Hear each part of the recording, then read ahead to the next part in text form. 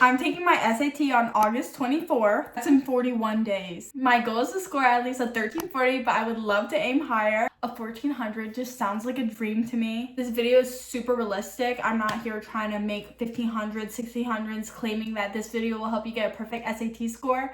I'm just trying to get an acceptable score. So here's 6 steps that I will be taking to achieve my SAT score goals. I have my Diet Coke, so let's get right into step number 1. Step number 1 is to use your resources. Being a student taking your SAT during this time can be hard, but they supply so many helpful resources, especially since the SAT is now digital. Everything looks like the test pretty much. Bluebook and Khan Academy are the best free resources by far that I know of. I saw a significant increase in my score of over 100 points from just using Khan Academy. Talk more about like Bluebook and practice tests later, but definitely use these resources. College Board and SAT literally recommend them, so we know they're good and trustworthy. Step number 2 is to not overstudy, but don't understudy. There's a good even balance that we have to find. You have to put in the work to understand the knowledge on the test that's given. You have to study hard, but you don't want to overwork yourself. If you study 24/7 for this test and it's all you think about, you're gonna get overwhelmed with the content and you're not gonna feel like doing it anymore. You're gonna get burnt out. Make a little study plan that'll work for you, that'll manage your life a little bit with studying and like normal life activities. You are a very visual person. I really recommend making like a visual plan of when you're gonna study, what time, what day. You can use Google Sheets, Google Calendar. There's so many different platforms that you can use to help you create this and make it fun for yourself. Just don't overstudy, because I feel like the worst thing you can do is just study,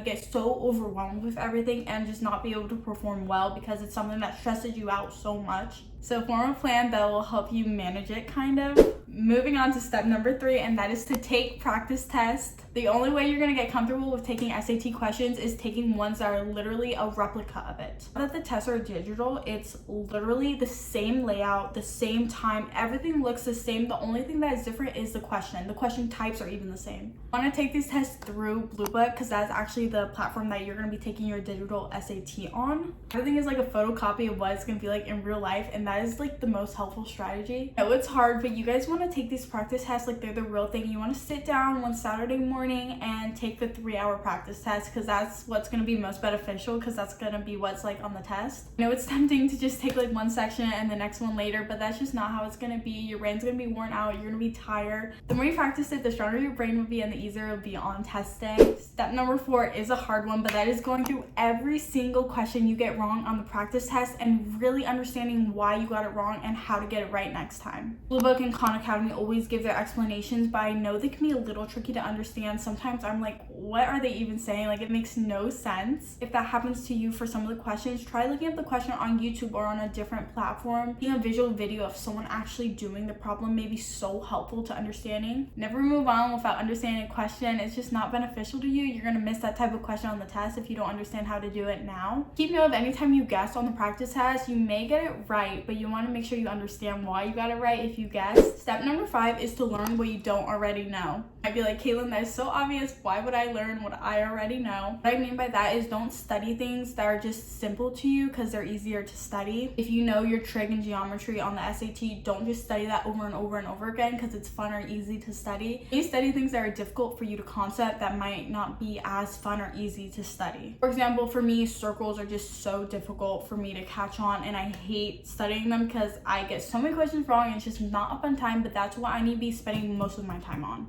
Hate to break it to you, but the more not fun it is, the more you have to study it, because that's the stuff that you need to grasp. And one day, I swear, it'll be nice and easy and fun to study. All right, we are at the last step, and that is step number 6. This is probably the most important step and my favorite step. That is to romanticize your study routine. Light a candle, go to a coffee shop, do anything to make it fun for you. We're all studying to help raise a score and help our future self get into our favorite college, get that scholarship, anything like that. Make it fun and make it so that you fall in love with the process. Studying doesn't have to be this awful thing. If you think about it, it's just time that you're taking to improve yourself and help yourself in the long run. My favorite thing to do is to go to Starbucks, get my little strawberry acai refresher, and sit down and study. It gets me in the mood and I am inspired by everyone around me. working on the laptop, maybe studying, gets me through those long study hours, and I definitely recommend that. If you just sit in a dark room studying, you're gonna feel so unmotivated. You need to lighten it up and make it fun. That is all I have for today. I hope you found these steps helpful. These are the steps that I will be taking to hopefully get my 1340. I always want to practice what I preach, so I think this video is gonna keep me very motivated. I'm so excited to film it. Remember that you are never defined by an SAT score. You work your best and good things will happen. Everything will work out at the end. Thank you guys so much for watching. Be sure to like and subscribe and comment down any questions that you have for me. I'll see you guys in the next one.